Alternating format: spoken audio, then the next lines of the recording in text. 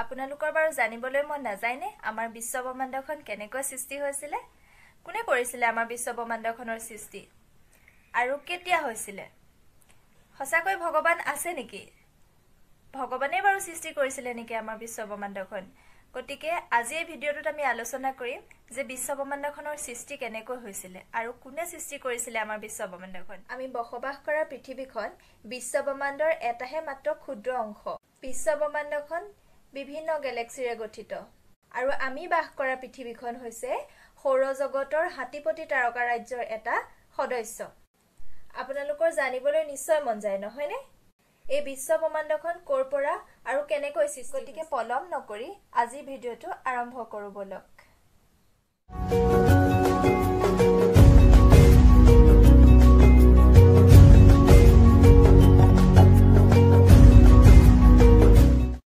আমাৰ এই বিশ্ব ব্ৰহ্মাণ্ডখন সৃষ্টি হোৱাৰ আগতে সময় আছিলে শূন্য।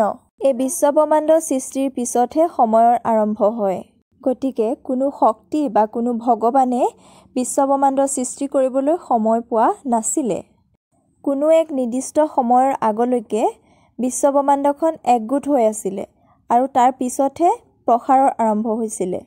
অতীতৰ কোনো ঘটনাৰ লগত বৰ্তমান পৰিৱেশৰ কোনো সম্পৰ্ক নাই বা তেনে কোনো ঘটনাৰ সাক্ষী নাই আৰু ইয়াৰ আগৰ সময়ৰ কোনো ব্যাখ্যাও নাই। মহানাদেই হ'ল এই সময়ৰ আৰম্ভণি। ২০ শতিকাৰ আগলৈকে বিশ্ব ব্ৰহ্মাণ্ডখন স্থবিৰ বুলি ভবা হৈছিলে। এক অসীম সময়ৰ পৰা চলি অহা বিশ্ব ব্ৰহ্মাণ্ডখনৰ না আদি আছে না অন্ত আছে। এয়া আছিলে সেই সময়ত চলি থকা মতাদৰ্শ। পোনপ্ৰথমবাৰৰ বাবে ইডুইন হেভেলে লক্ষ্য কৰে যে গেলেক্সিবোৰ ইটোৱে সিটোৰ পৰা আঁতৰি গৈ আছে। তাৰ অৰ্থ হ'ল বিশ্ব ব্ৰহ্মাণ্ডখন প্ৰতিদিনেই প্ৰসাৰ হৈ গৈ আছে। আৰু এই ঘটনাক পৰিলক্ষিত কৰিয়েই ষ্টিফেন হকিংছে তেওঁৰ বিখ্যাত গ্ৰন্থ বিগ বেং থিয়ৰী আৱিষ্কাৰ কৰিছিলে। হকিংছৰ মতে বিশ্ব ব্ৰহ্মাণ্ডখন যিহেতু প্ৰসাৰ হৈ আছে গতিকে তাৰ আৰম্ভণি ক'ৰবাত নহয় ক'ৰবাত থাকিবই। আৰু কোনোবাই যদি ভগৱান বিশ্বাস কৰে তেনেহ'লে বিগ বেঙৰ পিছতহে তেওঁৰ অস্তিত্ব বিশ্বাস কৰা উচিত। যদিও বৈজ্ঞানিক ভিত্তি নাই। আমি সকলোৱে ভগৱান বিশ্বাস কৰোঁ হয়নে নহয় বাৰু? কিন্তু ছায়েন্সৰ মতে ভগৱান নাই। আমি সকলোৱে বিশ্বাস কৰোঁ এই বিশ্ব ব্ৰহ্মাণ্ডখন ভগৱানেই সৃষ্টি কৰিছিলে বুলি, কিন্তু ছায়েন্সৰ মতে বিশ্ব ব্ৰহ্মাণ্ডখন ভগৱানে সৃষ্টি কৰা নাছিল। বিশ্ব ব্ৰহ্মাণ্ডখন সৃষ্টি হৈছিলে মহানাদৰ পৰাহে। আপোনালোকে কি ভাবে বিশ্ব ব্ৰহ্মাণ্ডখন ভগৱানে সৃষ্টি কৰিছিল নে মহানাদৰ পৰা সৃষ্টি হৈছিলে? কমেণ্ট কৰি জনাবচোন।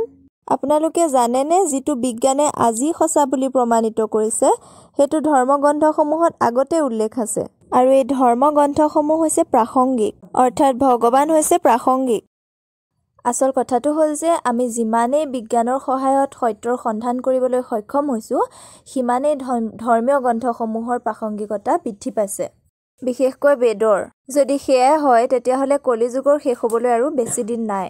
মানুহে অতীতলৈ বা ভৱিষ্যতলৈ যাব পৰাকৈ টাইম মেচিন সাজি উলিয়াব পাৰিলেই বিশ্ব ব্ৰহ্মাণ্ড পৰিভ্ৰমণ কৰি বিশ্ব ব্ৰহ্মাণ্ডৰ একমাত্ৰ সত্য উদ্ভাৱন কৰিব পাৰিব। আৰু হয়তো এইখিনিতেই কলিযুগৰ শেষ হৈ সত্যযুগৰ আৰম্ভ হ'ব।